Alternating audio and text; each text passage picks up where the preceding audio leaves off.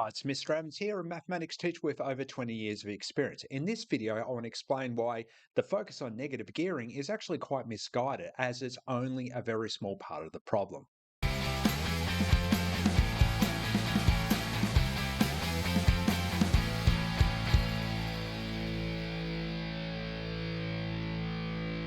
When I get invited over to someone's house, which doesn't happen too often, we usually get talking about housing affordability. The two solutions that I usually get told is that we need to get rid of negative gearing and we also need to increase the capital gains tax. Before we go on, we need to know what negative gearing is, and that is when your expenses for an investment is more than what you gain. Therefore, you can make a tax deduction on this loss. Focus on negative gearing really sort of misses the point. Now, I've touched on this previously, but the real issue is that an investor can make tax deductions that a home buyer can't. Imagine this scenario. A home buyer and investor both borrow $1 million at 6% per annum compounding monthly to buy a property for 25 years. Both have an income tax rate of 30%.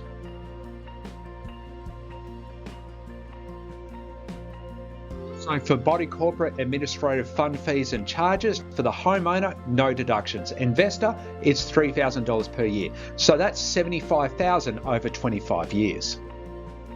Council rates, water charges and land tax.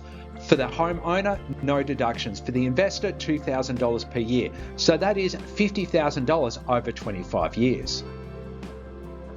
When it comes to insurance, I'm talking here about building and public liability. The homeowner, no deductions. The investor, $2,000 per year, so that is $50,000 over 25 years. When it comes to repairs and maintenance, the homeowner, no deductions. The investor, $10,000 per year, so that is $250,000 over 25 years. Interest is the biggest one. So for the homeowner, there's no deductions. For the investor, even though the interest changes over time, over 25 years for the scenario that I gave, that is over $930,000 that they can do in deductions.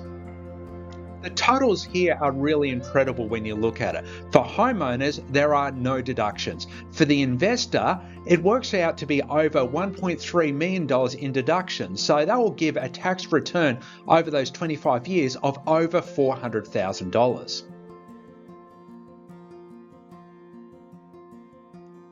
Economists believe that property is an investment. Therefore, these items should be tax deductible. Let's have a look at the business logic. So to improve productivity, sometimes you need to borrow to get better equipment. This equipment makes the business more competitive. Employment increases. Overall, there's a benefit to the economy. The same logic doesn't apply for property because there is no productivity gain when an investor buys a house that would have otherwise been bought by a homeowner. There's actually a productivity loss because rental expenses go to a third party. That wouldn't happen if there was home ownership. Let's compare the property market with the share market. If you can't afford to buy shares, you don't have to rent them. You can choose not to engage with the share market, however, homelessness is not a choice. Shares are broken up into a small number of parts. What that means is even when the share market is overinflated, you can still get in if you want to. More importantly, when you invest in a company, you are making the company more productive. When you buy shares, it is always an investment. However, when you buy a property, it seems to depend on your intent. The best way I can describe this is that housing is both an investment, as it can go up and down in value, and it is something that you can earn money from, but it is also simultaneously not an investment because it is a necessity and an essential service.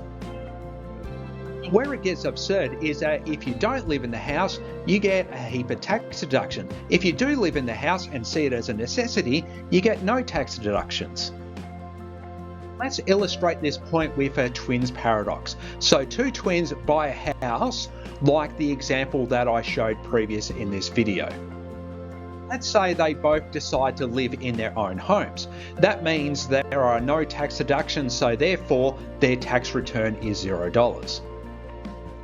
Now, if they live in each other's home, now they can do the $1.3 million in tax deduction over the 25 years, so they get a tax return over that time of over $400,000. But I do want to preface this by saying they will be subject to capital gains, so this figure won't be entirely correct.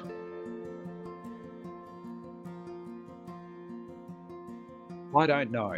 I'm a maths teacher, not an accountant. However, I'm hoping that I have highlighted the absurdity of the way that our tax system works. So let's recap. An investor can claim over $1.3 million that a homeowner can't. To put the investor and homeowner on a more equal footing, interest, insurance, rates, etc. should not be tax deductible for either. Negative gearing is not the main issue, it's all these other deductions that are. Just a final note. A house is an essential service, not an investment. Changing this perception can help get the investor and home buyer on more equal footing. Thanks for watching. Please subscribe and hit the like button. Please leave a review and a comment.